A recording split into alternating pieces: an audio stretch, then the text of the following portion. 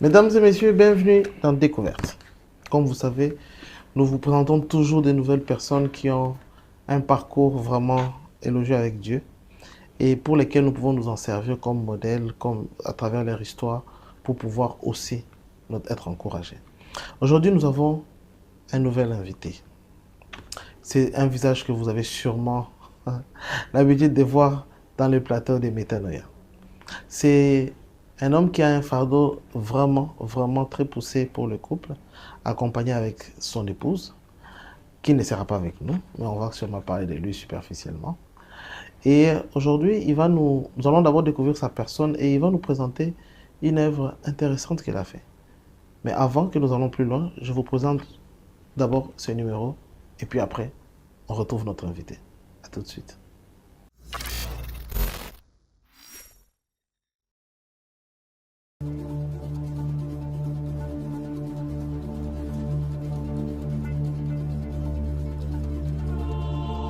Bonjour Eden. Bonjour Oliane. Alors bonjour à tous ceux qui nous suivent, nous vous bénissons Bonjour au et nom bonsoir, de Jésus. ça dépend de l'endroit où vous êtes. Soyez bénis dans le précieux et puissant nom de Jésus. Alors vous demandez ce qu'on est venu vous dire aujourd'hui, on va vous le dire très vite. Ouais. C'est que la dernière fois, vous vous rappelez, nous vous avions parlé des portes pour réussir le mariage, arriver à construire un mariage qui tient solide, arriver vraiment à construire une famille forte et accomplie. Le secret résidait dans les portes. Oui, le secret résidait dans le fait de pouvoir rebâtir en fait les portes et tenir à ces portes comme une sentinelle, veiller à ces portes-là. Et nous parlions de 10 portes et nous étions déjà arrivés à la deuxième porte. Aujourd'hui, nous sommes à la deuxième porte. Voilà. La fois passée, nous avions parlé de la porte des brebis. La porte des brebis qui, nous le savons bien, selon la Bible, si je fais un récapitulatif, c'est en fait la représentation de Jésus-Christ. La Bible dit que celui qui entre et sort par moi trouvera du pâturage. Ouais. Je suis la porte des brebis. Celui qui entre et sort par moi trouvera du pâturage. C'est en fait cette porte par laquelle l'homme ou la femme, en fait, tout celui en fait qui veut bâtir une famille forte, une famille épanouie, doit d'abord passer par cette porte-là. Exactement. Doit en fait véritablement être, je peux dire, passer par. Quand je dis passer par cette porte, c'est-à-dire qu'il subit cette rencontre, il a cette expérience avec Jésus où il le rencontre véritablement et sa vie en est transformée, sa vie en est impactée et il devient en fait une nouvelle créature. En passant, c'est-à-dire il était dehors, quand il entre dans la porte, si vous le regardez comme ça, et il est entré, il devient quelqu'un d'autre. À l'entrée, il était quelqu'un d'autre. Lorsqu'il est entré, il est devenu une nouvelle créature. C'est exactement ça. Et aujourd'hui, donc, on voudrait alors continuer. On va faire toutes les 10 portes. En tout cas, gardez votre patience. On va y aller. Tel que le Seigneur step vraiment by step, va nous le permettre. Voilà. Aujourd'hui, nous venons vous parler de la deuxième porte, qui est la porte du fumier. Voilà, nous sommes de retour avec notre invité. Eden Kouete, bonsoir. Bonsoir. Vous voyez que c'est un visage que vous connaissez déjà. Eden Kouete, c'est un de nôtres qui présente une émission Que le mariage soit, à Métanoïa TV, qui a déjà, d'ailleurs, vous voyez, donc il a un fardeau, comme je disais, pour les couples. Alors, Eden Kouete, je vais parler de vous succinctement, et puis vous allez compléter. Ok, ça va. Alors, Eden Kouete, vous avez, depuis que on vous connaît, donc vous avez un fardeau vraiment très poussé pour les couples. Et d'ailleurs, déjà, vous travaillez avec votre épouse sur une plateforme qui s'appelle Famille Accomplie. En effet. Où vous faites des capsules et des émissions orientées pour les couples, même des conférences. Oui, des conférences. Vous faites même des actions grand public où vous réunissez des couples. Exactement. Et la question, c'est de savoir, lorsque nous voyons votre vie, nous savons que vous êtes passé dans beaucoup d'épreuves, beaucoup des situations compliquées. Est-ce que ce sont là les éléments qui vous ont motivé à porter ces fardeaux-là? Entre autres, je crois qu'il n'y a rien de hasard dans la vie. Je peux dire que mon parcours est parsemé de beaucoup d'histoires. qui nous ont motivés, en effet, de pouvoir chercher Dieu. En fait, ce n'est pas un fardeau que nous avons porté par nous-mêmes. Nous avons cherché le pourquoi du comment des choses auprès de Dieu. Après avoir nous-mêmes, parce que moi je suis né d'une famille, je peux dire monoparentale, c'est-à-dire que mes parents ne se sont pas mariés. Je suis né, donc ça veut dire qu'il n'y a pas eu mariage, donc c'est déjà un échec. Voilà, c'est un premier point. Et en amour, depuis que j'ai commencé à contracter des relations pour essayer de trouver la fiancée et se marier, ça a toujours été soldé par des échecs. En tout cas, il y en a beaucoup, il y en a eu un bon nombre. Alors, c'est vrai que lorsque vous échouez sur une matière, il faut revenir, faire une introspection. Qu'est-ce qui n'a pas marché? Qu'est-ce que j'ai pas bien fait? Qu'est-ce qui ne marche pas en moi? Est-ce que je ne suis pas la bonne personne? Quel est le caractère qu'il faut avoir? C'est plusieurs questionnements qui nous ont conduits à aller chercher Dieu. Avec toutes ces questions, on dit, bon voilà, Père, dis-moi, qu'est-ce qui ne va pas? C'est en posant à Dieu des questions, c'est en cherchant dans la méditation, dans la prière, que le Seigneur a commencé à déposer ce fardeau en moi. Parce qu'il fallait trouver la manière de... Parce qu'il y a aussi une chose, c'est que je me demandais qu'est-ce qui était le point le plus culminant dans la réussite de la vie d'un homme.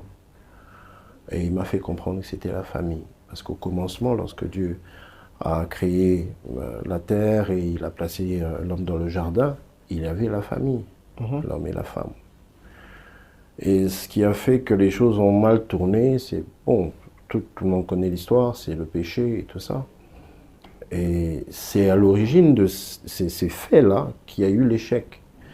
Alors, de fil en aiguille, j'ai commencé à mettre les éléments du puzzle pour comprendre par rapport à ma propre vie, parce que chacun a son parcours, chacun a sa destinée. Je voulais comprendre d'où je viens et là où je vais aller et quelles sont les choses que je dois faire et que je ne dois pas faire. Mais c'est une chose que je sais, c'est que je ne dois pas échouer, je dois réussir. Et la chose la plus importante pour moi, c'était de réussir la vie de famille que je n'ai pas eue moi-même quand j'étais petit. Je n'ai pas grandi dans une maison où il y a papa et maman. Il y avait seulement ma maman. Donc c'est déjà une première motivation. Et la deuxième motivation, ce sont comme je dis, les frustrations, les blessures, les rejets, toutes ces plaies, ces coups émotionnels qui nous ont poussés à essayer de comprendre comment Dieu a créé ce concept de l'amour, du mariage, et qu'est-ce qu'il en était, quelles étaient les règles, comment est-ce qu'il fallait l'appréhender. Parce que si tu veux réussir dans une matière, il faut aller lire le livre qui parle de cette matière. Qui en parle mieux. Qui en parle mieux. Et le livre qui en parle mieux, c'est la Bible. C'est la Bible. Alors, Dieu m'a fait grâce. J'ai eu, après plusieurs échecs comme ça, je me suis arrêté, j'ai dit non, je ne vais plus continuer comme ça. Je ne vais plus aller vers une personne pour poser la question, est-ce qu'on peut se mettre ensemble? Est-ce que je m'arrête d'abord, je cherche Dieu et il me montre le modèle. Et j'ai pris une dizaine d'années comme ça à 10 ans à méditer sur Genèse 24. Ah bon? 1 jusqu'à 68. 67, 67. Genèse 24, c'est l'histoire d'Isaac et Rebecca. J'ai médité sur ce texte. Pourquoi? Il y a beaucoup de cas de mariage dans la Bible. Pourquoi vous avez choisi ça? Non, je n'ai pas choisi. J'ai eu ça en révélation. J'ai cherché Dieu, j'ai dit. Je suis allé chercher Dieu dans l'adoration, dans la prière. Et il m'a donné ça. C'est un modèle que j'ai reçu de Dieu. Je n'ai pas reçu ça d'un pasteur, de quelqu'un d'autre, ou d'un grand frère ou de ma mère. Non, j'ai reçu ça dans la prière. Et j'ai commencé à lire, à méditer, et puis à chercher le vrai sens de ce que Dieu voulait que je puisse comprendre dedans. Et j'ai compris. Au bout d'un temps, j'ai commencé à comprendre. Parce que la plupart d'entre nous, quand on essaie de faire un choix pour le mariage, c'est tout de suite l'aspect extérieur.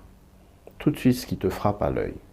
Mais heureusement que Dieu a commencé à m'ouvrir l'œil de l'esprit pour aller et comprendre l'aspect invisible des choses, mais qui était le plus important. Donc dans le mariage, pour moi, ce qui est le plus important, c'est l'aspect invisible. Les forces qui soutiennent le mariage, ce sont les choses qu'on ne voit pas, mais qui sont les plus puissantes et les plus importantes en fait. Ok. Voilà. Et aujourd'hui, vous êtes marié à Madame Roliane. En effet, je suis marié. Depuis combien d'années grâce à déjà? Dieu. Nous sommes, là on va entrer dans notre 8e année, en décembre. Et quand vous racontez l'histoire de Genèse 24, l'histoire de Rebecca, Ouais. et vous êtes marié avec une histoire qui ressemble à celle de Genèse 24. Ben, on peut dire que l'enfant du roi n'est que roi. Hein. Donc, c'est le modèle. En fait, je n'ai pas fait exprès, mais les circonstances, Dieu a fait que les circonstances fassent que nous ne soyons pas connus avant. C'était vraiment une rencontre bien arrangée par Dieu, un mystère. Imaginez que... En passant, voilà. déjà, peut-être nos téléspectateurs ne connaissent pas l'histoire de Genèse 24. Oui. La Genèse 24, dans l'histoire de Rebecca et Isaac, c'est que c'est Isaac, fils d'Abraham. Oui. Abraham décide de lui trouver une épouse. Oui, et Il envoie Éléazar, Éléazar, son serviteur, oui, un pour accord. trouver pour lui, Oui, oui. pour Oui, trouver pour en son fils une Mésopotamie. épouse dans sa famille. Exactement. Et c'est Éléazar convainc une femme qui n'a jamais vu Isaac. Ouais. Cette femme accepte de prendre pour épouse un monsieur qu'il ne connaît pas. Qui ne connaît pas. Et elle vient Elle de vient. loin, il voit le monsieur, il dit c'est qui les gars? Il dit non, c'est lui, ton époux. Oui, pour... Et il se met à courir les deux, Et Et ils se reconnaissent. ils se reconnaissent. C'est- Et le c'est mariage, vrai. Quand tu lis, tu te poses la question, mais qu'est-ce qui a fait qu'ils se reconnaissent? C'est un truc spirituel, c'est pas un truc physique. est-ce que déjà vous saviez que pour votre cas, ça, les mariages se passeraient ainsi? Non, moi je savais pas que ça Ah, allait vous n'aviez se pas passer. compris ça comme ça Non, quand Dieu vous a je- envoyé là-bas? non, en fait, j'étais en train de découvrir en même temps, ok, que c'est comme ça que ça va se faire. Parce que, voilà, je rencontrais des personnes, je rencontrais des sœurs aussi, qui avaient des valeurs, qui étaient des personnes bien, quoi, dans le Seigneur, mais qui avaient aussi un bon caractère et tout ça.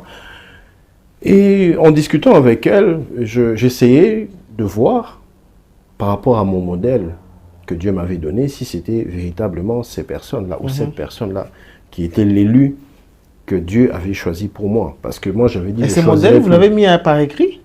Je ne l'ai pas mis par écrit parce que je l'avais dans la Bible et je revenais je lisais Genèse 24 tous les jours, je priais avec tous les jours, donc je l'avais avec moi. Pendant 10 ans. Oui, je l'avais avec moi. Ok. Je n'avais pas besoin de relire ou d'écrire ça quelque part. Je sais que Rebecca, c'est une personne qui était dévouée, déjà premièrement.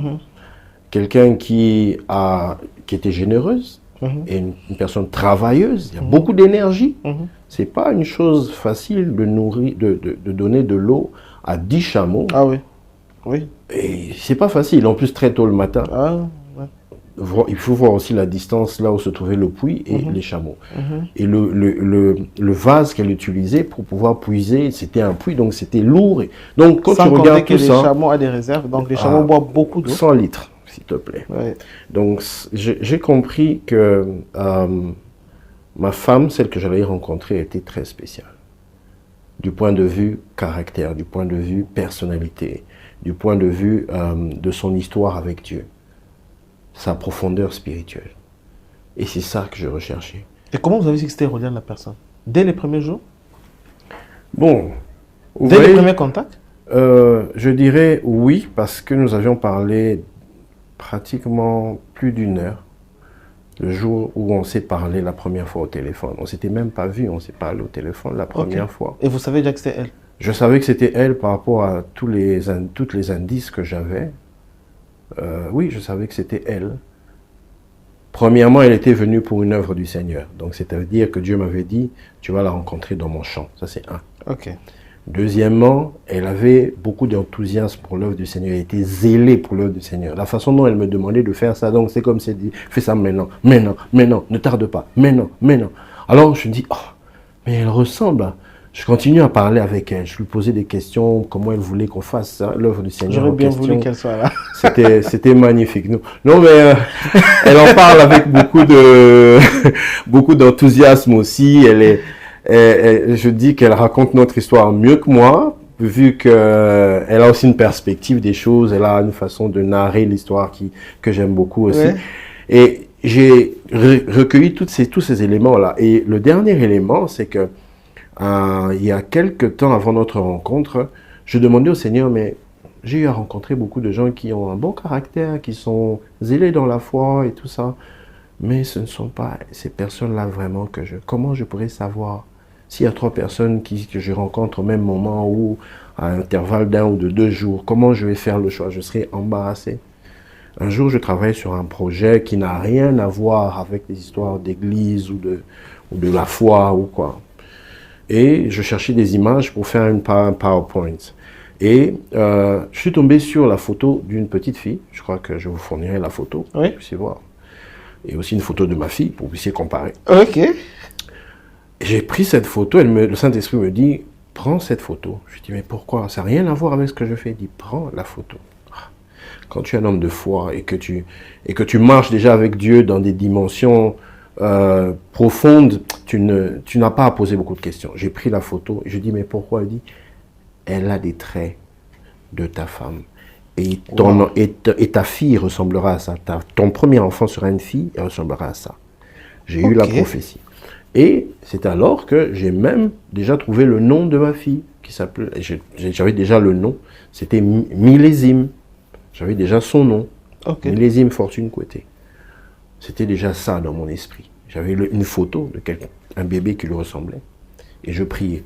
Je priais avant d'avoir rencontré Rolande, je priais pour elle, pour nos enfants. Et je disais au Seigneur, Père, je viens devant toi. Je viens dans ta présence avec ma famille. Je viens avec ma femme et avec mes enfants. Et j'avais déjà le nom de 2 enfants, un garçon et une fille. Je viens avec Millésime et avec Misra. Nous venons pour t'adorer. Nous venons pour nous prosterner et célébrer ta grandeur, car nous savons que tu es notre Dieu, le Dieu de notre alliance. Je priais comme ça. Tu imagines quelqu'un qui prie avec foi comme si ces gens sont là, mais ils ne sont pas là. Tu vois? J'avais déjà une ferme conviction par rapport à la promesse que Dieu m'avait donnée dans Genèse 24 que je vais la rencontrer, nous aurons une famille merveilleuse. Alors j'ai précédé, je dis, je vais entrer dans la dimension prophétique, je vais trouver des noms, je vais prier avec ça. Je ne le connaissais pas avec ma femme, je n'avais pas de nom, mais je disais, je viens avec ma femme, je viens avec Millésime et Misra. Wow. Tu vois? Et Dieu m'a donné cette photo-là. Et à partir de la photo, quand je parlais avec Aureliane, je dis, tu as un Facebook? Il me dit, ouais, j'ai un Facebook, c'est tel. Je suis allé, je regarde. Pendant qu'on parlait au téléphone, j'ai regardé son Facebook. J'ai cliqué sur les photos, j'ai pris la photo de la petite fille, j'ai regardé. J'allais crier, mais j'ai pas crié. J'ai dit, waouh! C'était là. Je te dis, la ressemblance, elle est frappante. C'est Roliane quand elle était petite. Quand je lui ai filé la photo, elle a mis ça sur son statut. Quand on a commencé à se mettre ensemble, sa tante lui pose la question, ah non, mais cette photo, elle est très jolie. Hein. C'est toi quand tu étais bébé? Tu vois ça? Wow. Je te dis, le Saint-Esprit, il est magnifique. C'est un ami. Et alors c'est un ami vraiment qui nous fait du bien, quoi. Alors, j'aimerais savoir comment ça s'est fait.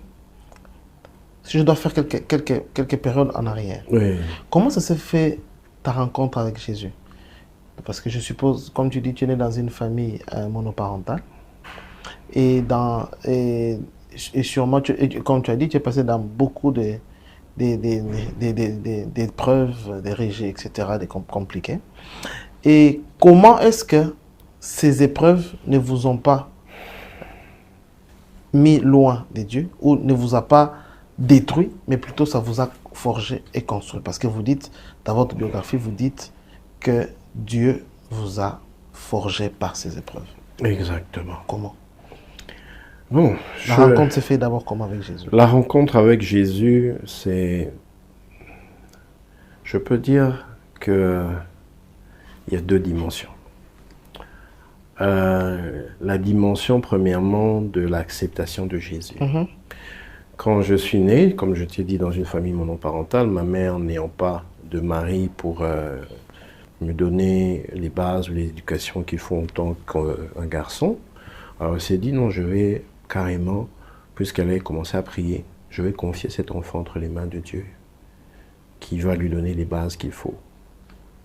Alors, dès mon jeune âge, elle-même m'a fait accepter Jésus. Donc, accepter Jésus, je l'ai fait des centaines de fois, dans le sens, même quand on allait dans une prière, on dit, qui va accepter Jésus? Je lève la main, je vais, j'accepte Jésus, je lève la main, j'allais tout le temps accepter Jésus. Ok. Maintenant, la rencontre avec Christ, c'est quand moi-même c'est vrai que j'avais déjà reçu Jésus, mais maintenant, vivre dans une dimension de véritable conscience, que Christ est mon Seigneur et mon Sauveur personnel et que je dois marcher selon ses préceptes, selon sa parole et appliquer ce qu'il veut, et particulièrement d'abord l'amour, l'aimer lui, faire et vivre parce que je l'aime lui. Vous voyez, vivre par rapport au Dieu de votre maman, c'est différent de vivre par rapport à votre propre personne. Ouais. Le Dieu de ma maman, je bénis Dieu parce que il m'a fait du bien depuis que je suis petit. Ma maman m'a emmené dans un groupe de prière qui à l'époque, c'était au niveau de Gombe, ça s'appelait le Sacré-Cœur, je ne sais pas si tu as connu. Un grand groupe de prière qui avait aussi pour objectif de former des chrétiens, donc il y avait des enseignements. J'ai passé pratiquement mon adolescence depuis l'âge de 12 ans, quoi. J'allais aux enseignements jusqu'à ce que j'ai grandi, j'allais aux enseignements chaque lundi, chaque jeudi, de chaque semaine. Okay. Toutes les semaines, j'allais aux enseignements. Wow. Donc ça m'a permis quand même de connaître quand même qui était Dieu, quel est le bien qu'il voulait dans ma vie, le Saint-Esprit c'est qui. Tu vois, j'avais quand même quelques bases. Maintenant, en rencontrant aussi des choses dans le monde et tout ça, c'est vrai que nous avons été tentés comme tous les jeunes et tout. Mais à un moment donné, tu te ressaisis, tu dis, tiens, c'est pour avoir une vie qui est épanouie, qui est réussie, je ne peux faire autre chose que laisser ma vie entre les mains de Jésus. Wow. Alors là, c'est vraiment la rencontre avec lui. Une circonstance où nous avions beaucoup de problèmes, je peux dire, d'ordre financier. Pendant un temps, je suis allé vivre chez des amis, une famille amie, et qui priait beaucoup aussi. Et ils avaient des habitudes de faire des séances de prière intenses, des retraites. Vous êtes à la maison, mais vous faites des retraites, tu imagines? C'est beau ça. Je te dis, c'était magnifique. Et on a fait vraiment une rencontre cette fois-là avec Christ, qui nous a ouvert des horizons, et même sur le point de vue des études, sur le point de vue professionnel. Et c'est là. Donc là, on avait déjà autour de 25 ou 6 ans par là. Ok. Ouais. Wow. Et c'est là que vous devenez un amoureux de Dieu. Ouais. Et vous n'êtes pas encore en couple, vous n'avez même pas encore trouvé la femme, mais vous manifestez déjà ces fardeaux-là, que le jour où je me marierai, je ferai en sorte que, d'abord un bon mari, un bon père, ouais. Et aussi je ferai en sorte que beaucoup de gens le soient aussi. Exactement, parce que c'est vrai que grandissant seul, sans père, c'est vrai qu'après j'ai eu à le rencontrer, mon père biologique, et okay. Il y a beaucoup de bonnes choses qui sont passées après, mais au début, c'est des choses qui m'avaient blessé, quoi. C'est-à-dire que, voilà. C'était facile de les pardonner? Oui, je l'ai pardonné. Facilement? Parce que j'ai été enseigné sur le pardon. Ah, ok. J'ai été enseigné sur le pardon. C'est pas sa faute non plus, tu vois. Ok. Quand tu essaies de comprendre, tu te dis, bon, écoute, c'est pas sa faute.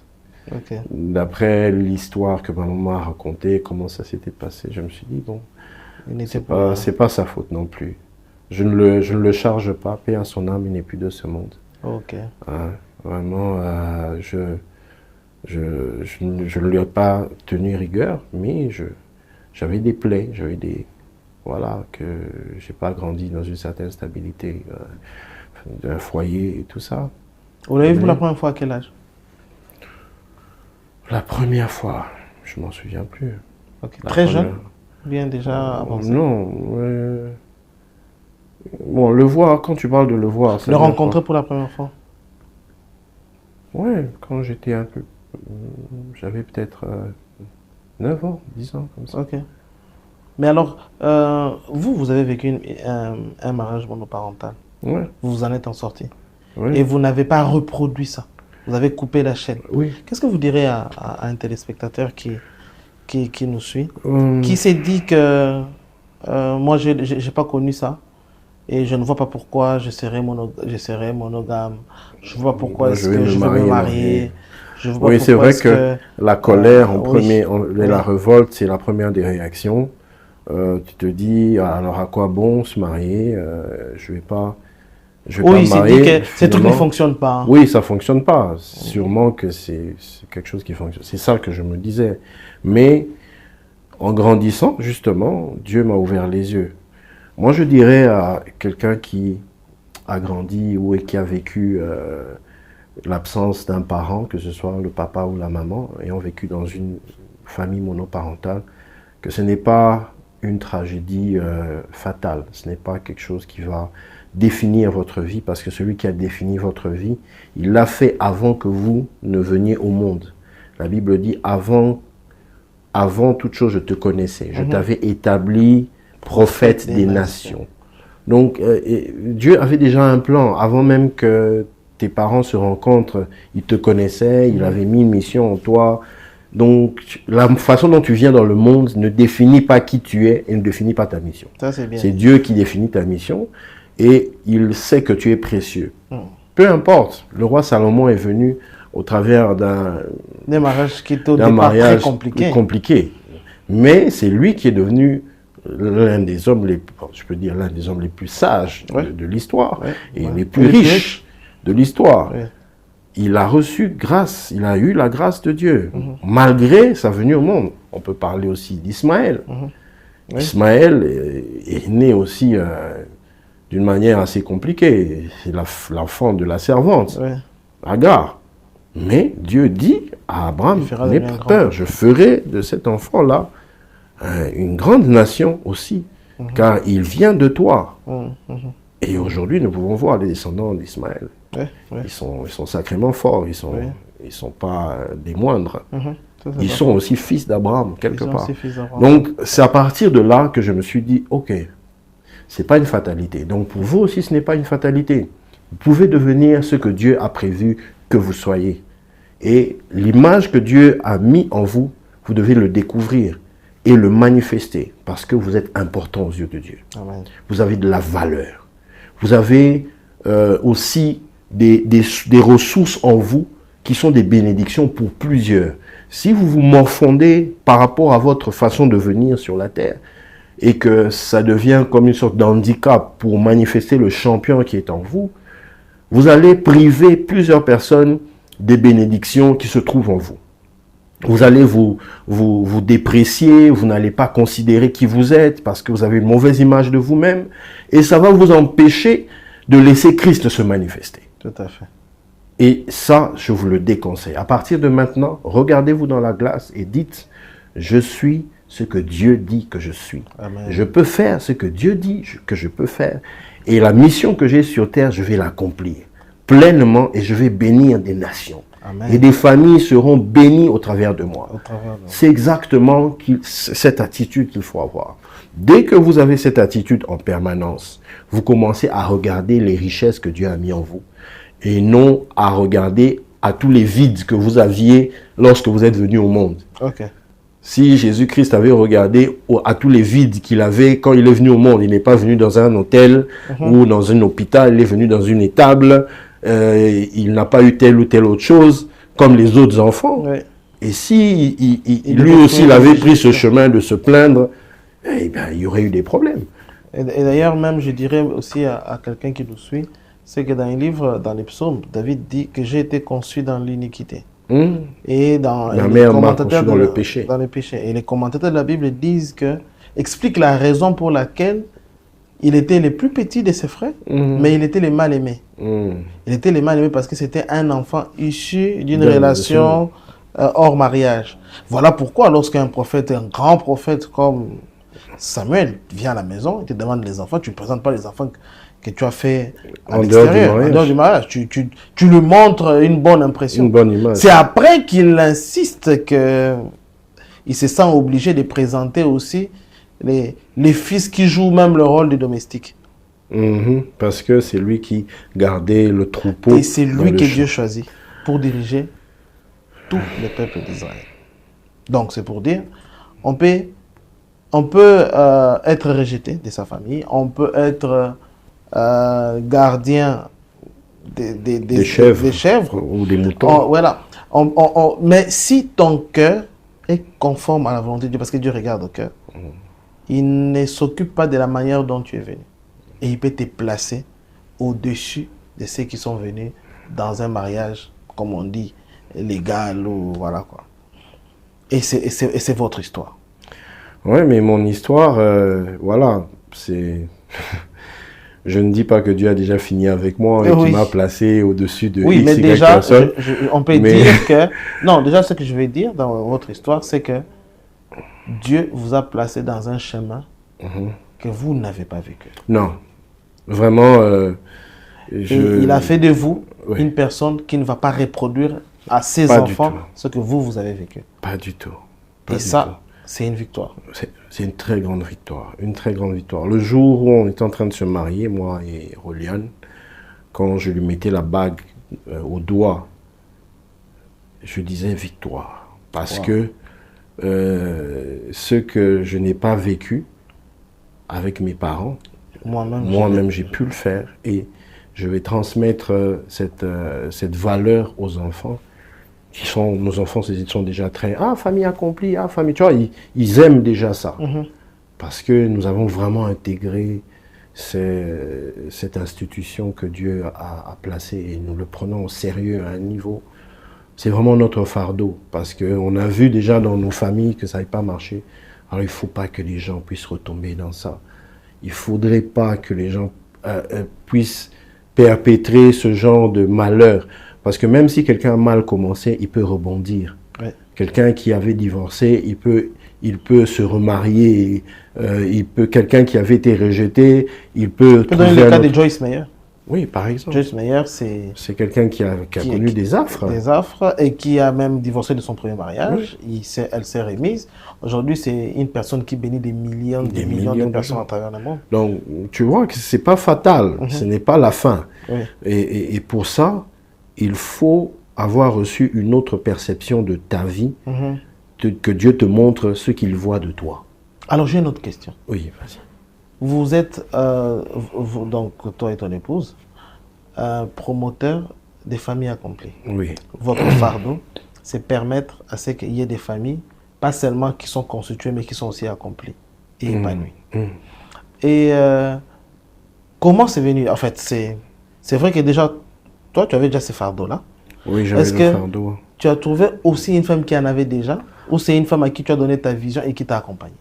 Non, je pense que Dieu avait préparé. Tu vois, j'aime cette phrase dans la Bible qui dit qu'un homme de la tribu de Lévi a pris une femme de la tribu de Lévi et ils se sont mis ensemble et ils ont eu un beau fils qui était Moïse. Ça veut dire qu'elle a été préparée aussi à développer une dimension du ministère.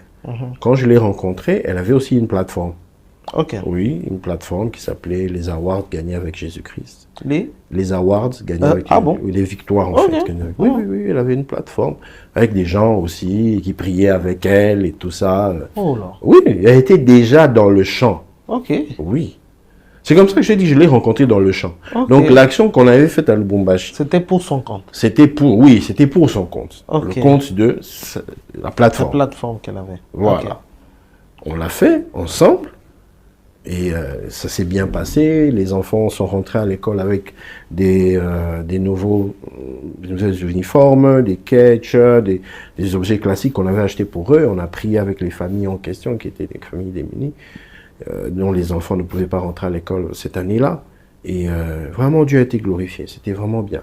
Et c'est à partir de là que tout est parti. Alors, maintenant, ce qui m'étonne, c'est que c'est aussi ce que fait Famille Accomplie. Parlez-nous dans quelques minutes, c'est qu'est Famille Accomplie et ce que ça fait. Famille Accomplie, c'est une œuvre de Dieu. C'est, je peux dire, un partenaire de l'Église. Okay. Parce que nous ne sommes pas une église, nous sommes une plateforme chrétienne qui accompagne les frères, les sœurs et les couples, les familles dans la dimension de se conformer à la parole de Dieu, de Mais vous bâtir faites leur pas que vie ça. sur la parole Parce de que vous Dieu. faites aussi des actions caritatives Oui, oui, oui. qui oui. sortent en dehors d'un cadre familial de hommes et femmes. Vous Oui, occupez c'est des vrai. orphelins, Oui, oui, Bref, je vous laisse. on a plusieurs enfants depuis qu'on est mariés, justement. On a plusieurs enfants que l'on prend en charge pour payer en Minerval. Mhm. On a fait à Mitenzi. Ici à Kinshasa? Oui, à Mitenzi.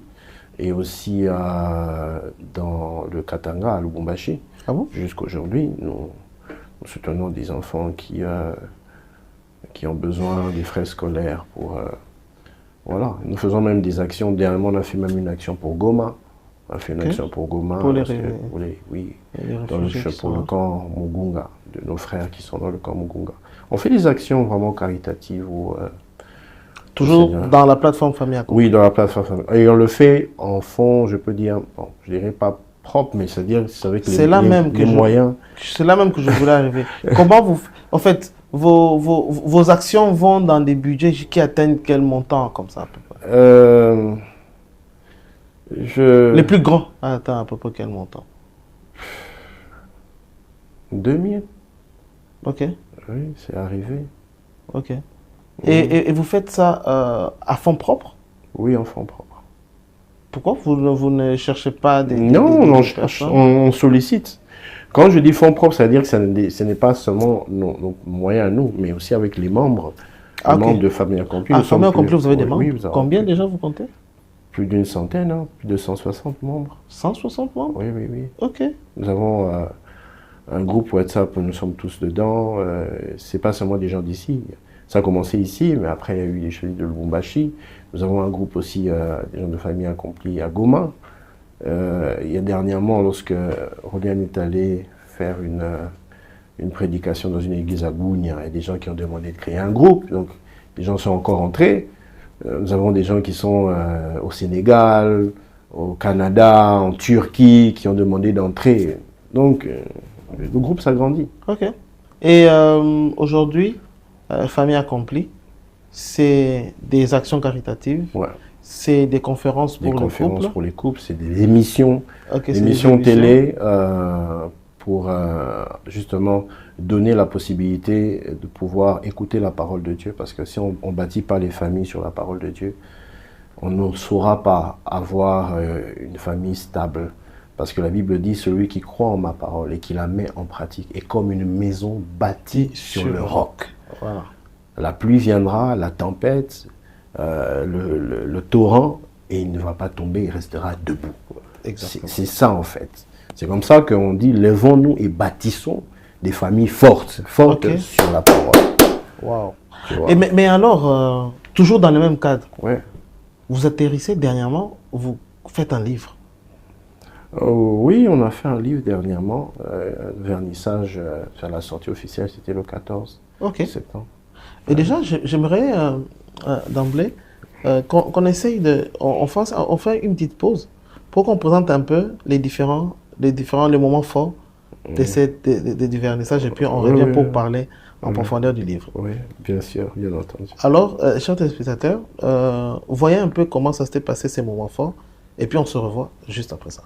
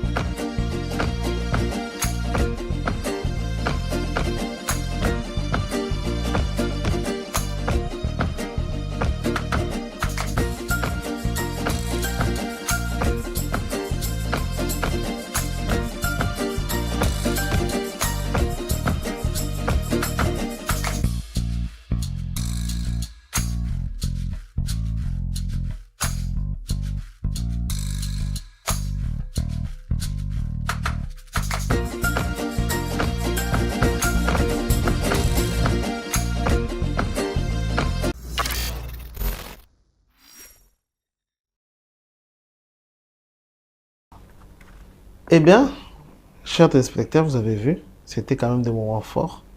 Des moments forts, effectivement, dans la présence de Dieu et aussi à travers, autour d'un livre, autour d'un ouvrage. Et cet ouvrage, que j'ai même sur ma main, est nommé Alphabet de l'homme irréprochable. Waouh!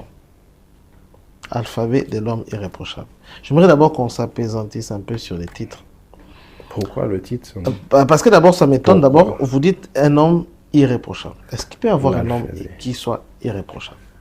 Je crois que lorsque nous acceptons Jésus-Christ comme Seigneur et Sauveur, je dis bien je crois, que lorsque nous acceptons Jésus-Christ comme Seigneur et Sauveur, nous sommes sur le chemin qui nous conduit à l'irréprochabilité. Ok. Et pourquoi alphabet? C'est quoi l'idée? Je vois que vous présentez évidemment les livres, les grands points sont avec les lettres de l'alphabet. Mais d'où est venue cette idée? Bon, l'idée de la présentation, parce que ce livre, je ne l'ai pas écrit seul. Je l'ai coécrit avec mon épouse, Roliane. Ah, ok. Eliada. Moi, Je Roliane, la salue. on parle de vous beaucoup ici. En tout cas, salutations de là où vous êtes. Salutations. Ça se voit que Donc, vous êtes très présent dans la vie des... Oui, nous l'avons coécrit. d'Éden. Oui, nous l'avons coécrit. Et en fait, c'est que dans notre ministère, nous donnons des fois certains enseignements qui fortifient les familles. Et il y a un enseignement spécifique que Roliane avait déjà commencé à donner, qui était dédié aux femmes. Ça s'appelle l'alphabet de la femme vertueuse. Ok. Alors, elle avait déjà commencé à donner des points. Je crois que dernièrement, d'ailleurs, elle a publié une vidéo. C'est la lettre F. Fait du bien à son mari et non du mal tous les jours de sa vie. Ok. Alors, elle en parle comme ça, tu vois, vraiment succinctement. Elle est en train d'y aller progressivement et tout ça. Alors, quand on a commencé à penser à l'idée du livre, on pensait à écrire d'abord l'alphabet de la femme vertueuse. Et puis finalement, on s'est dit non, qu'on écrive d'abord celui de l'homme.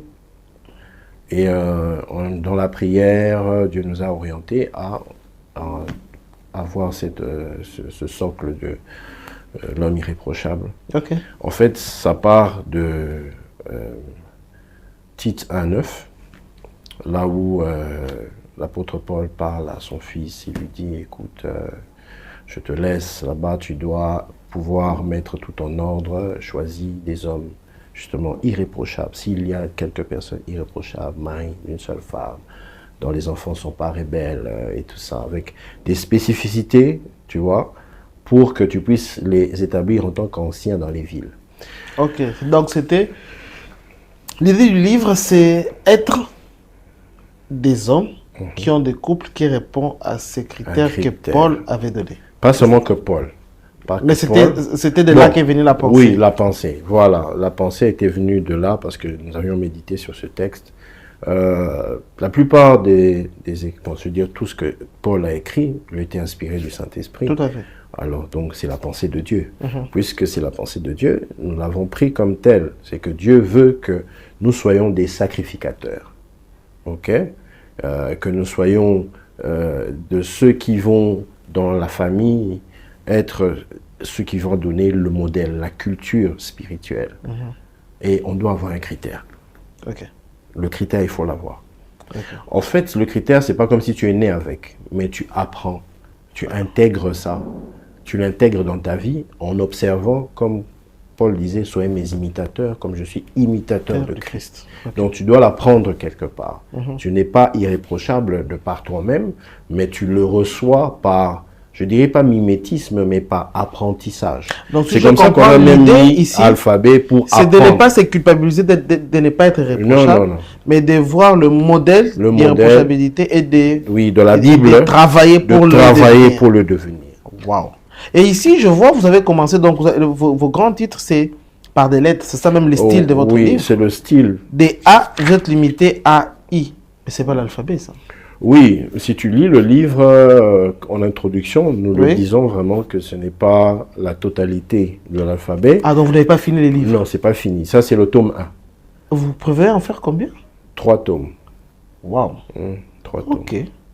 3 tomes pour permettre au lecteur de pouvoir non seulement lire, en fait c'est une sorte de lexique qui met un équilibre entre la relation personnelle avec Dieu, l'intégrité personnelle et aussi le rôle de responsable en tant que leader dans la vie de famille. Mais pour ça, c'est une chose que l'on apprend petit à petit. Donc, et en fait, le livre, c'est comme si c'était comme une flèche qui te dit, va lire là-bas dans la Bible. Ok. Tu vois? Ok. C'est un support qui te dit, tu vas lire ici, tu vas lire là-bas. Tu vois? C'est pas pour dire que c'est le livre est le modèle. Non, le livre est comme un support pour te dire, voici le modèle. Le modèle, c'est Jésus. Ok. Le modèle, ce sont tous ces anciens qui ont marché dans la foi, qui ont remporté des victoires sur le point de vue du caractère. Parce que le plus important en tant que leader d'une famille, c'est le caractère de Christ qu'il faut incarner, qu'il faut mettre en soi et le vivre tous les jours pour que la famille soit bénie au travers en fait de nos vies. Wow. Et dans votre livre, qu'est-ce que vous vous dites quand quelqu'un finit de lire le livre? L'objectif, c'est qu'il garde quoi? Qu'il devienne comment? Il les transforme pour devenir comment? Quelle est la chose la plus importante qu'il doit retenir des livres? La chose la plus importante que l'on doit retenir du livre, c'est accepter que Adam meurt, Ok. mais que Christ vive. Ok. Accepter que l'héritage qu'on a reçu en tant que modèle de parents, de la société, de la tribu, de tout ce qu'on peut voir dans les médias et tout ça, accepter que tout ça soit crucifié et enseveli avec Christ. Et recevoir maintenant le modèle de Christ. En nouveauté de vie. Marcher en nouveauté de vie. Alors, Ce dont dans la parle page Romains 6. 56, il y a quelque chose quand même qui m'a intrigué quand j'ai lu le livre. Oui, la page. À la page 56, il est écrit « Nous prions les lecteurs de cet ouvrage de retenir ceci. L'homme irréprochable ne se contente pas seulement d'enseigner la sainte doctrine à sa famille. Oui. Il incarne ses principes au quotidien. » Oui. Est-ce que qu'est-ce que vous voulez dire par là? Vous voulez dire que pour être un père normal, doit avoir la maîtrise de la doctrine d'abord? Non, pas la maîtrise de la doctrine. Je dis que je suis en train de parler d'apprentissage. Regardez d'abord le titre, c'est l'alphabet. Oui. Nous tous, avant de commencer à lire des livres, à parler couramment, On a commencé d'abord par l'alphabet. apprendre. Oui. On a commencé par l'alphabet. Mhm. Aujourd'hui, vous avez peut-être un diplôme de doctorat, Mhm. mais ça ne vous empêche pas d'apprendre pour ajouter un autre diplôme qui est peut-être beaucoup plus grand que ce que vous avez aujourd'hui. Mhm. Donc vous allez apprendre encore. Mhm. Ce que je suis en train de dire par là, c'est que un homme, parce que là c'est la lettre C, nous parlons en fait, nous disons que c'est celui qui est capable d'enseigner la sainte doctrine à sa femme et à ses enfants. La sainte doctrine, nous commençons à l'apprendre où? À l'église, n'est-ce pas? Lorsque vous allez d'abord aux enseignements d'une église qui croit en Jésus-Christ comme Seigneur et Sauveur. Une église qui est vraiment dans la vérité, dans la foi. Et que vous asseyez dans le banc, et là on vous enseigne ce que vous devez savoir. En tant qu'enfant de Dieu, en tant que chrétien, qui marche dans le Seigneur, qui craint Dieu, qui aime Dieu. C'est cette sainte doctrine-là que tu apprends, que tu vas aussi aller apprendre à ta femme et à tes enfants. Ok. Paul dit, bon, je ne veux pas dire que je soutiens Paul dans cette phrase que je veux dire, Oui. que les femmes se taisent dans l'assemblée, et si elles ont besoin de savoir quelque chose, qu'elles demandent à leur mari dans la maison, et le mari va leur expliquer. C'était simplement pour dire que l'homme qui a reçu de Dieu les enseignements, la vérité, qui marche dans la foi, il a déjà un pas de plus. Il peut, avec ce qu'il a reçu, il n'a pas la totalité. Je ne dis pas qu'il a la totalité. Même la Bible nous dit qu'on connaît en partie, on prophétise en partie. N'est-ce pas? Donc, ce qu'il a appris là, c'est ce qu'il doit enseigner à sa femme et à ses enfants. Il ne doit pas enseigner autre chose que ce qu'il a appris à l'église. Ok. Ce n'est pas parce que vous avez vu une prédication ou quelque chose sur les réseaux sociaux que toutes ces choses que vous avez vues sont forcément ce qu'il faut enseigner à votre femme et à vos enfants. Je crois que c'est toujours mieux d'avoir une attache avec son église, avec son pasteur. C'est lui qui vous donne la nourriture spirituelle qui est adéquate à vous. Et c'est ce que vous avez reçu, c'est ce que vous allez transmettre aussi à votre famille. Alors vous dites, la première lettre c'est attaché à la parole de Dieu. Oui. Donc vous pensez que un homme, un vrai homme, s'il n'a pas la connaissance de la parole de Dieu, il n'en est pas encore. Il n'en est pas encore. Ce que je vais dire, c'est que, Question. Un homme, vraiment un homme, on parle Oui, l'homme, de de l'homme. l'irréprochable. Quand je Oui, parle d'homme, je parle de la personne irréprochable, irréprochable. Il doit connaître la parole de Dieu. Absolument, parce que lorsque vous regardez Tite 1:9, vous allez remarquer que ce n'est pas au hasard que l'apôtre Paul est en train de donner ces critères. Parce que celui qui ne connaît pas la parole de Dieu, il ne connaît pas ce que Dieu veut pour lui, pour sa propre vie et pour sa famille, il va toujours pécher. Un grand prédicateur était en train de dire que lorsque vous ne connaissez pas le but d'une chose, vous en abusez. Ok. Oui. Donc, la parole de Dieu te donne l'information sur qui tu es et qui est le but de ta vie.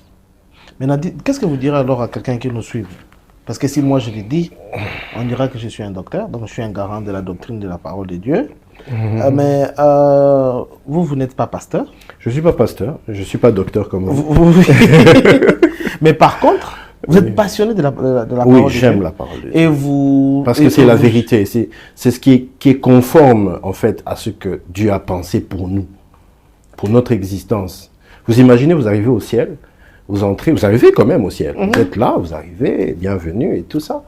Mais on vous montre le film de votre vie, mais vous étiez chrétien, mais vous n'avez pas vécu exactement ce que Dieu avait prévu. Les merveilles que Dieu avait vécues pour vous, avait prévues pour vous.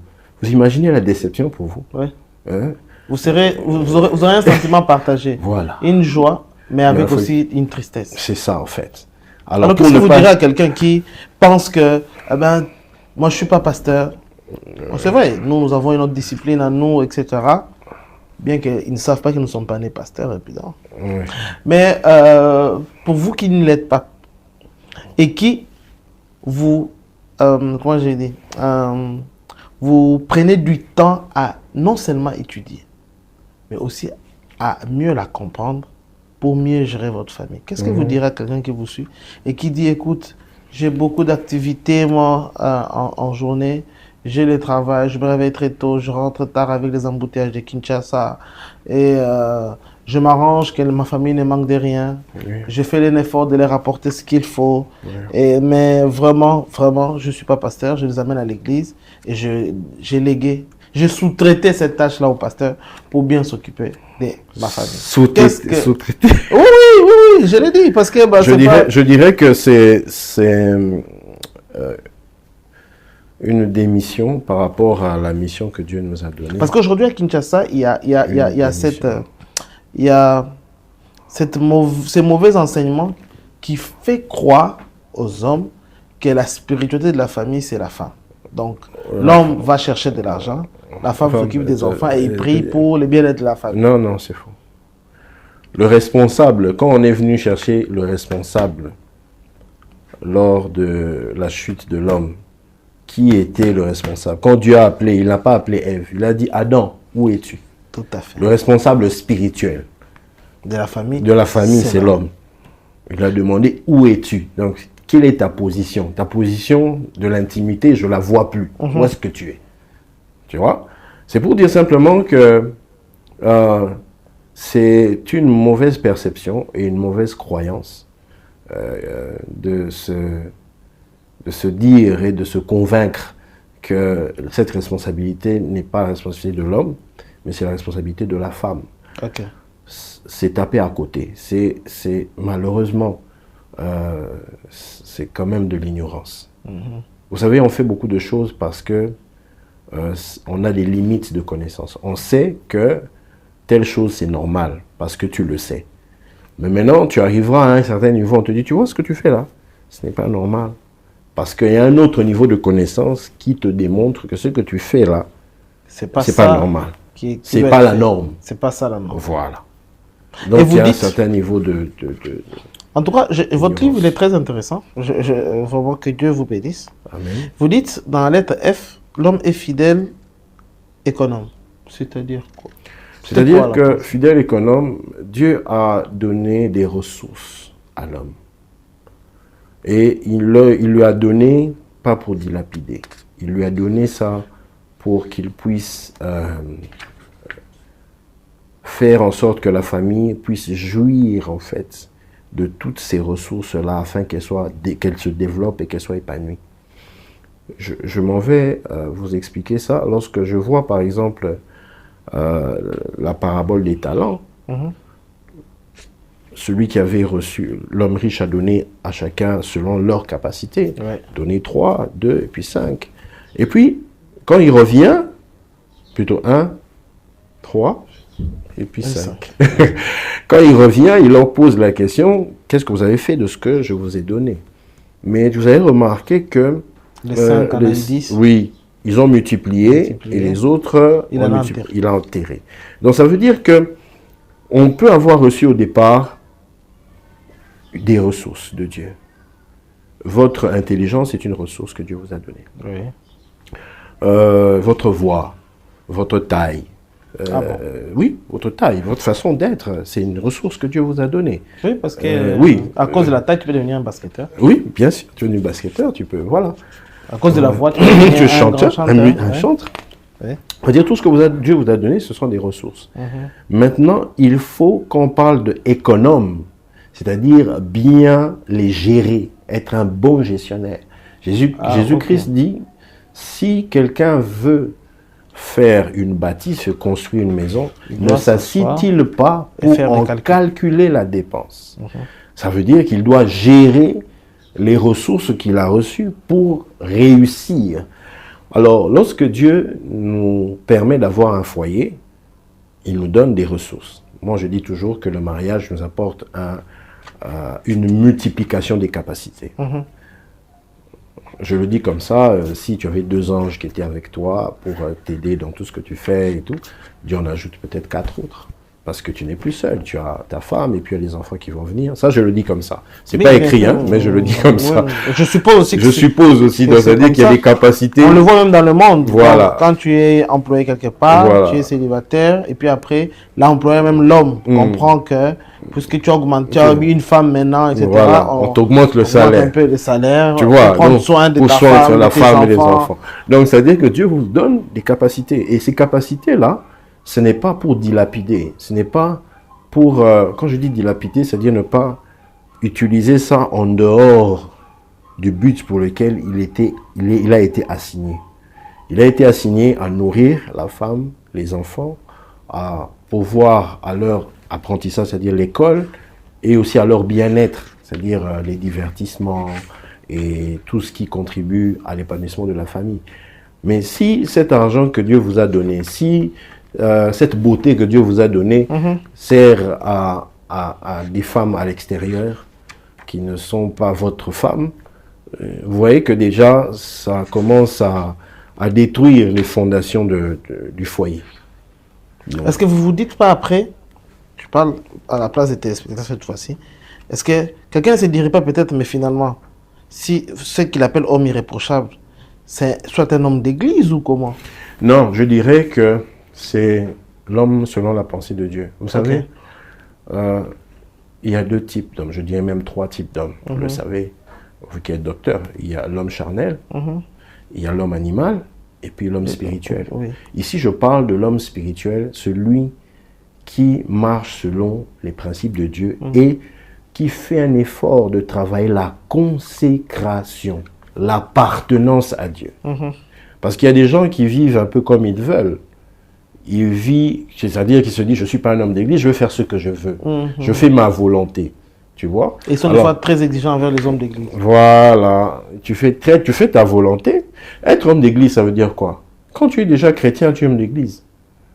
Oui, Mais- quand tu es chrétien seulement, tu es homme d'église. Tu n'as pas une fonction peut-être dans l'église, mais tu es déjà chrétien. Parce Il y a que des tu fais gens partie qui, de l'église. ayant Tu fais partie accepté du corps de Jésus Christ. aujourd'hui, il peut déjà guérir un malade, il peut peut déjà prier chasser les pour démons. chasser les démons, il peut prier pour la bénédiction de quelqu'un, il peut prier d'ailleurs pour la bénédiction de sa femme et de ses enfants tous les jours. Exactement. Tu vois, donc tu es déjà un homme d'église. Tu ne peux pas dire que j'ai accepté Jésus, je suis chrétien, mais je ne suis pas de l'église. Non. Tu es dans l'église, tu es de l'église. Tu ne peux pas nier ça. C'est notre identité. Et d'ailleurs, nous sommes fiers de cette identité. Exactement. Tu vois. Alors, c'est en fait une dimension de consécration. Ce dont parle le livre, c'est en fait une marche sur le chemin que Dieu nous a donné de monter en dimension de consécration. Toujours aller plus loin dans la dimension d'appartenir à Dieu. Il y a des choses que vous demanderez à Dieu en tant qu'homme, parce que vous voulez monter, vous avez besoin du pouvoir, vous avez besoin de ceci, de cela. Plus vous demandez des choses, plus Dieu enlève certaines choses. Il enlève l'orgueil. Ok. Il enlève une estime surdimensionnée de vous. Il enlève le mensonge. Il enlève telle chose. C'est-à-dire que vous approchez de Dieu, plus vous l'approchez, plus les tares de Adam en vous doivent tomber et que vous puissiez appartenir de plus en plus à Dieu. Wow. Et on voit ici au dernier chapitre, donc les tout derniers, vous dites irréprochable en toute chose, c'est-à-dire être intègre aux yeux de Dieu, Ouais. Et intègre être un exemple pour ses semblables Ouais. et être un pilier pour sa famille. Ouais. Waouh, quel livre. Et ça, ce n'est que le premier tome. Oui, ce n'est que le premier tome. Et Comment on fait pour s'en procurer? Mais pour s'en procurer, il y a déjà des copies qui sont disponibles depuis le 14 septembre 2020, lors du vernissage. Je dirais, vraiment, je vais appuyer dessus, ce livre a été réalisé grâce aux efforts et au travail de la maison d'édition Empreinte à vie, de l'apôtre Coulson, Kouloulou Coulson. C'est lui, en fait, qui a travaillé dur pour que nous puissions ensemble mettre en place ce livre. Vraiment, je le salue là où il est. Que Dieu vous bénisse, apôtre. Et donc, il a mis en place... Apôtre. Nous avons plusieurs exemplaires qui ont été ramenés à Kinshasa parce que la maison d'édition, c'est une édition qui est en France. Oui. Alors, les points de vente, le premier point de vente, c'est l'église de la Borne à Gombe, celui du pasteur Kali, je crois, Kali, ouais. Pasteur Kali, c'est à Bandal. Non, le pasteur Safari. Safari, oui, Safari. Ah, ok. Oui. Ils avaient déposé après le vernissage là-bas, je ne sais pas si c'est déjà fini, mais au-delà de ça, nous avons aussi nous-mêmes des lots de livres. Alors, nous avons une page qui s'appelle fortunekouete.com. Ok. Si vous voulez faire la commande, C'est vous-même, hein? C'est notre invité. vous tapez cela et vous entrez dedans. On va vous demander certaines informations sur vous et qu'est-ce que vous voulez exactement, combien d'exemplaires vous voulez, votre numéro de téléphone, votre nom. Comme ça, on a déjà une commande et une équipe commerciale va vous rappeler pour établir maintenant la transaction commerciale. Ok, d'accord. Donc, et même la livraison, si vous voulez. Donc, si vous voulez, physiquement, vous vous présentez donc à l'église Parole du Salut, Gombe. Oui. Non loin de la clinique Ngalema. Ou carrément, vous passez par fortunekouete.com. Oui. Ou encore, vous pouvez appeler ou encore écrire sur notre numéro WhatsApp. Ah, ok. Oui, 081 9 5 44 77 8. Ok. C'est le numéro de famille accomplie. Oui, le numéro de famille accompli. Donc, vous aussi, vous en profitez, hein, si vous avez des problèmes de couple. Le numéro de famille accompli. Vous pouvez aussi profiter pour les 081 9 5 44 77 8. Et alors, je suppose qu'avec ce que vous faites, avec tous les fardeaux, vous avez déjà sûrement parrainé déjà des couples. Oui, vous êtes au nous sommes à 11 parrainages. Bon. 11 déjà. Oui, on a un autre mariage en décembre ici. Wow. Et puis un autre en début de l'année prochaine. Est-ce qu'il vous arrive des fois de vous asseoir, de ressasser votre passé, de voir ce que vous faites dans le couple des gens vous avez quelle sensation? Vous dites quoi à Dieu? Que la gloire te soit rendue. Nous ne sommes rien, c'est toi qui fais. Ça vous est jamais dit, c'est moi qui fais ça? Non. Ou bien... je sais d'où je viens. Comment est-ce que c'est arrivé? Donc, comment c'est arrivé? J'ai compris que c'est pas un hasard. Dieu a écrit. Tu vois, j'aime cette phrase de Jésus qui dit « Ne vous réjouissez pas de ce que vous chassez les démons, mais réjouissez-vous parce que votre nom est inscrit dans le livre de vie. » C'est que je me dis des fois, c'est « Ah, merci Seigneur, mon nom est inscrit dans le livre de vie. » Et ce livre de vie que lui, il a déjà écrit dans l'éternité est en train de s'accomplir, de se manifester. Et c'est ça en fait. C'est ça qui me remplit de joie. Et je me dis, c'est fait, mais c'est Dieu qui est glorifié. Parce que c'est lui qui le fait. Amen. Nous sommes que des... Comment dire, des co-acteurs. On lui donne la réplique. C'est lui l'acteur principal. C'est lui qui nous conduit, il dit fais ça, tu fais, va là-bas. Donc s'il n'était pas au centre, donc ça sert à rien, quoi. Et ici chez nous, à Metanoia TV, vous conduisez toujours avec ce même fardeau. Exactement. Et vous co-présentez avec votre épouse, Roliane. Ouais. Que le mariage soit. Oui, que le mariage soit une émission magnifique où nous présentons des histoires des personnes qui ont connu quelques problèmes. Sur base de votre expérience, oui. La plupart des fois aussi. Oui, des fois des expériences, des gens qu'on a rencontrés. Mais nous prenons le soin quand même de garder l'anonymat de ces personnes-là pour garder en fait les données privées, pour ne pas les divulguer. Mais nous permettons en fait aux gens de voir comment est-ce que Dieu peut agir dans la vie de certaines personnes qui ont vécu des cas compliqués. Ok. Alors, je vais vous faire une surprise. Regarde, fixez un peu votre écran, votre caméra. Et là, vous vous adressez à une seule personne. Vous avez idée de qui je parle? Roliane. Oui. Qu'est-ce que vous dites à cette femme merveilleuse de votre vie, qui vous écoute maintenant là? Je dirais... Je sais que vous... Eliada Roliane. Je sais que vous dites déjà des bonnes choses. Oui. Mais je vous donne l'occasion de la célébrer devant des millions de personnes qui vous regardent. Oui, c'est une opportunité. C'était pas prévu, hein? Ça, oui, c'est une opportunité que je saisis, la balle au bon. Vraiment, je bénis Dieu, je remercie Dieu, je le glorifie pour ta vie. Ta vie à toi, Roliane, Eliada, Yulu, Fortune Kouete. Je suis privilégié de t'avoir dans ma vie.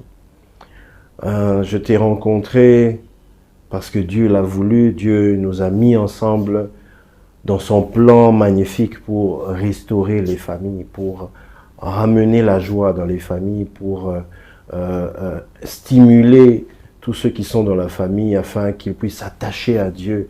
Et ce travail que nous faisons ensemble sur le fond du socle de notre amour, parce que c'est l'amour de Dieu, notre amour, et ensuite le ministère, qui fait en sorte que nous sommes passionnés.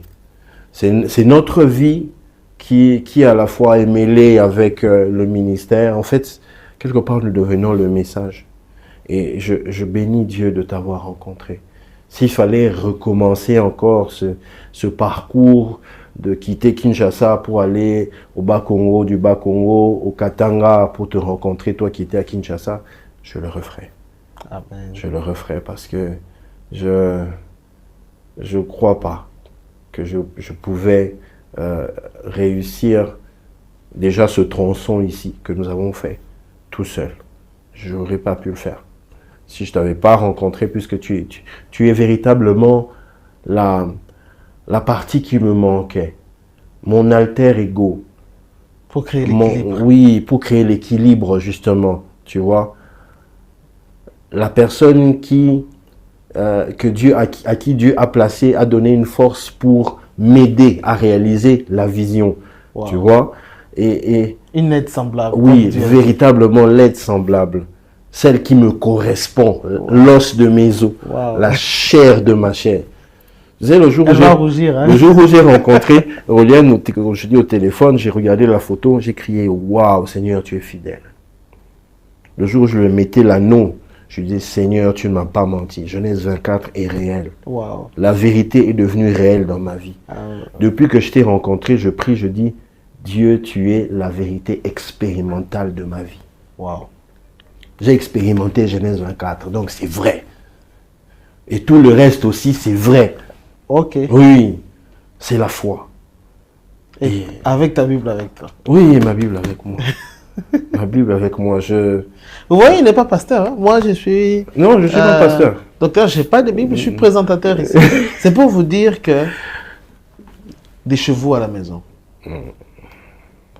Homme, même si vous ne vous mettez pas devant la chair, vous prêchez. Ces livres ne doivent pas vous s'éloigner de votre vue, même pas de votre bouche. Ça doit être votre quotidien de langage. Exactement. Exactement. Ça doit être ce qui garantit l'existence de votre vie, de votre famille. Exactement. Dieu a mis ces manuels à notre disposition pour que nous réussissions dans tout ce que nous entendons. Exactement. C'est ainsi que Et je tu vous réussis. conseille d'avoir une Bible, de la méditer, de trouver toujours du temps pour méditer. Ne faites pas une journée sans avoir un temps de méditation où vous vous concentrez que sur Dieu. Vous oubliez un peu tous vos problèmes, toutes vos difficultés, toutes vos réalités du travail. Très important. C'est pourquoi la Bible dit que c'est ainsi que tu réussiras, c'est alors que tu auras du succès. Parce que tu la médites jour et nuit. Mais je t'ai interrompu. Tu as fini avec Rolien? Avec Rolien? Non, avec Rolien, je ne vais pas finir. Si tu me demandes de continuer, je vais continuer. Et l'émission ne va pas se terminer. Je la célèbre. Je veux vraiment que Dieu puisse te bénir abondamment. Amen. Que le Seigneur, comme il t'a préparé pour être ma femme, mon épouse, mon amie, mon tout, vraiment que le Seigneur continue à ajouter et à manifester toutes ces bonnes choses qu'il a prévues en toi et pour notre foyer et pour nos enfants. Wow. Tu es une bénédiction pour des milliers et des milliers et des milliers et des milliers de personnes et plusieurs générations. Vraiment que le Seigneur te fasse du bien là où tu es. Wow. Donc c'était par ces déclarations que nous allons terminer notre émission. C'est pour vous dire pourquoi est-ce que nous avons fait ça. C'est pour vous dire que procurez-vous des livres. Si il n'avait pas la femme qu'il avait, il aurait du mal à bien faire ses livres. C'est quelque chose qu'il a vécu. C'est son expérience aussi de sa vie. Ce sont les différents parcours qu'il a eu. Et moi, je vous conseille de pouvoir vous en procurer. Vous savez, tous les différents moyens. On en trouve aussi sur Amazon?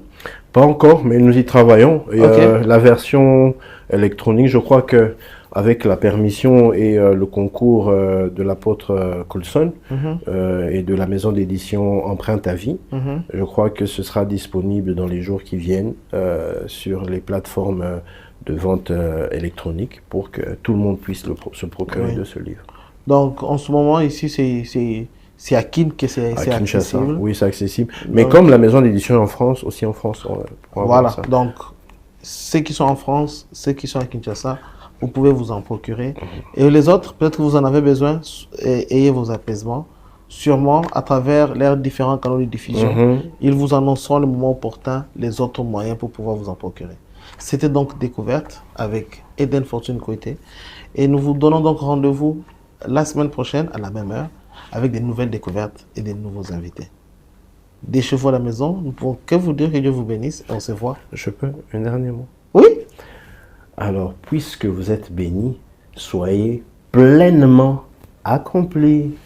Ça, c'est la signature des familles accomplies. Amen. Alors, nous vous disons au revoir et rendez-vous au prochain numéro. Prochain numéro. Que Dieu vous bénisse. Amen.